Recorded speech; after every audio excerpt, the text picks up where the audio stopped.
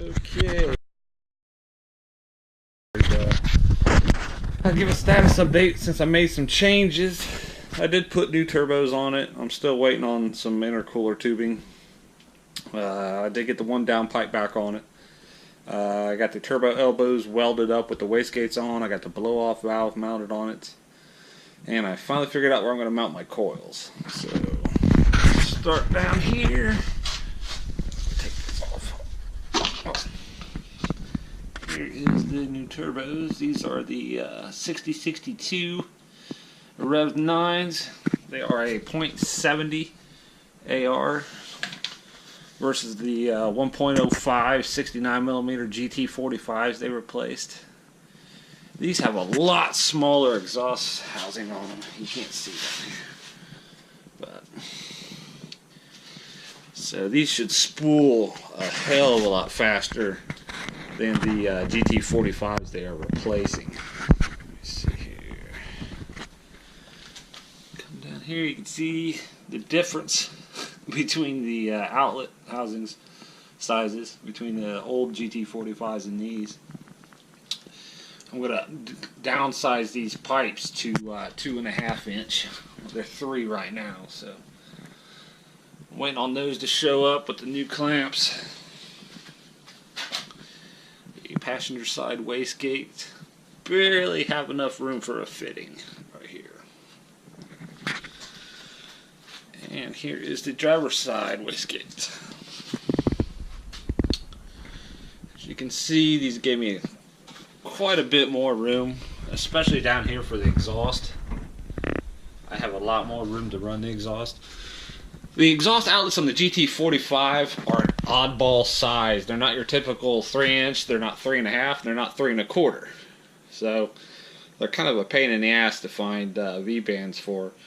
These are your standard 3-inch. Let's see here.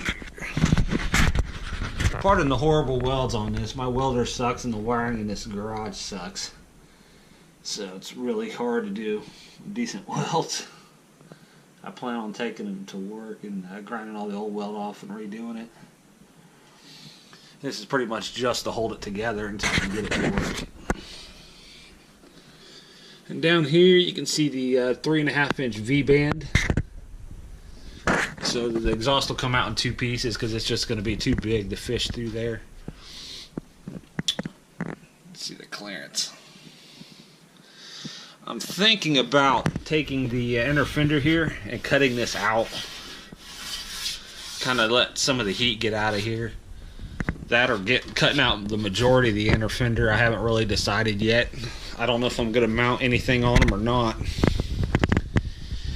This side over here, you can see how much more room I have for the exhaust. I pretty much can come off straight and run it right back. I think that's going to be a lot easier. And here is the 50mm VS Racing blow-off valve. I had this piece welded on. These are also 44mm VS gates.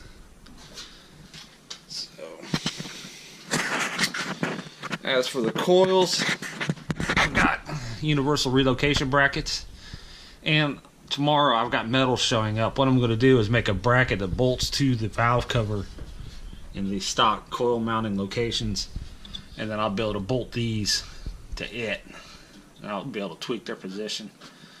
But that's pretty close where they're going to be. I think I might have to move this one a little bit just so I can have a little bit more clearance there for my boot. I might move it back about another 1/4 inch.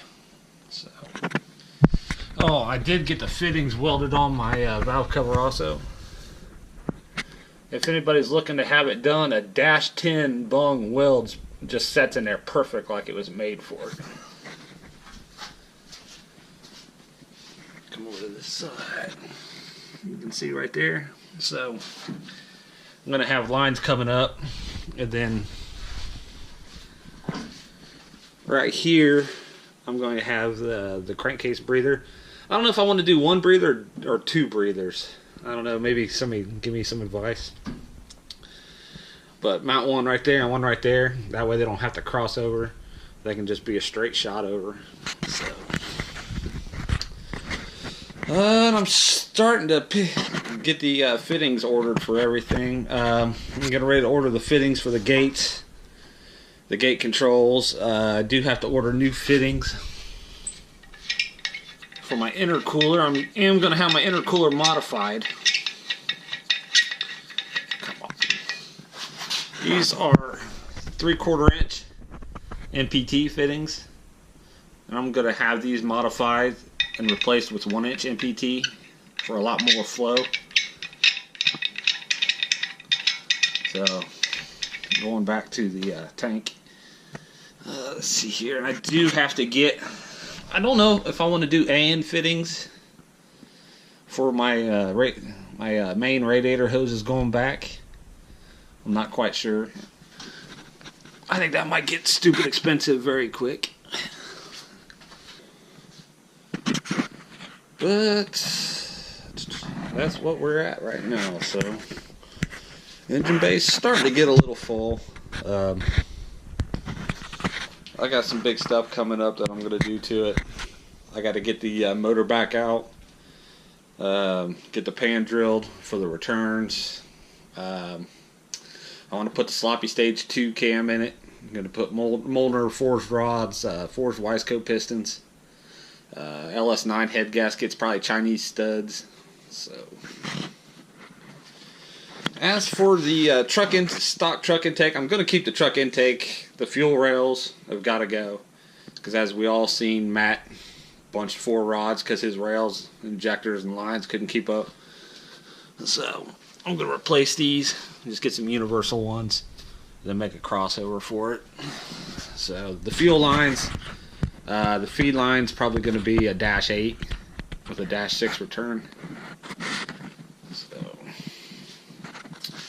on this downpipe here, I'm trying to come up with an idea to build a support bracket. So take some of the weight off of it, because that's a lot of weight, because it's going to be coming down here. I can't really see. Then it's going to come down here, and both of them are going to exit behind each front wheel. So, but that's where we're at right now. Take it easy.